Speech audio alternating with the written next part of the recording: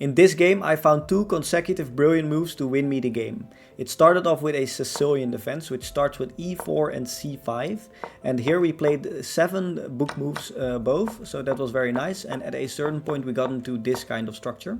I usually like to play queen d2 here and long castle, which leads to very dynamic and interesting games. And what the plan for black here is to push the queen side pawns, and the plan for white is to push the king side pawns. So as you can see, both of us are doing that. And after some trades, he played b5. And my first initial instinct was, okay, this is a free pawn and I'm going to be able to develop my bishop and as well connect my rooks. However, I forgot that after the trade the e4 pawn is hanging, which is obviously not very good.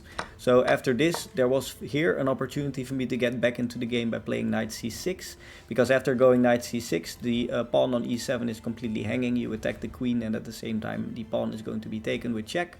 So that is also very good.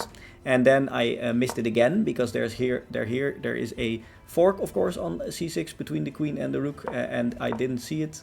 I pushed my pawns trying to attack, and however I got into a lot of trouble. As you can see here, the rooks are on the b and c file. They get very much active, and that is very difficult for me to stop. So after a few moves I was able to get h5 in here, and at this point my only hope was to get some sort of checkmate in this position by taking the pawn and getting my rook and queen active. My opponent played e5, which is a mistake because now I can take on g6, and after taking he took here with his queen, which is another mistake because now I have rook h8 check.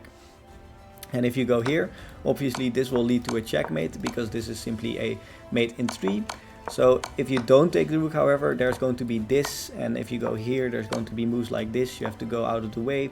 It's going to be very difficult. Now I can take your queen and you simply lose the game. So a very nice tactical win for me in the end here, even though I was in a lot of trouble.